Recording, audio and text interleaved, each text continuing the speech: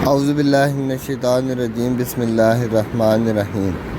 دعا کی قبولیت۔ ارشاد رب العالمین، جب بھی دعا کرنے والا مجھے پکارتا ہے تو میں اس کی دعا قبول کرتا ہوں۔ رسول اللہ صلی اللہ علیہ وآلہ وسلم نے فرمایا، کوئی بھی شخص جب اللہ سے دعا کرتا ہے تو وہ 3 صورتوں میں سے کسی ایک صورت میں ضرور قبول کی جاتی ہے۔ دنیا ہی میں جلد اسے اس کا مقصود عطا کر دیا جائے، یا اسے آخرت کے لیے ذخیرہ کر دیا جائے، یا اس دعا کے برابر اس کے گناہ معاف کر دیے جائیں، بشرطے کہ وہ گناہ قطعی رحمی کی دعا نہ کرے اور جلدی بھی نہ کرے۔ صحابہ نے پوچھا، یا رسول اللہ صلی اللہ علیہ وآلہ وسلم، جلدی کرنے سے کیا مراد؟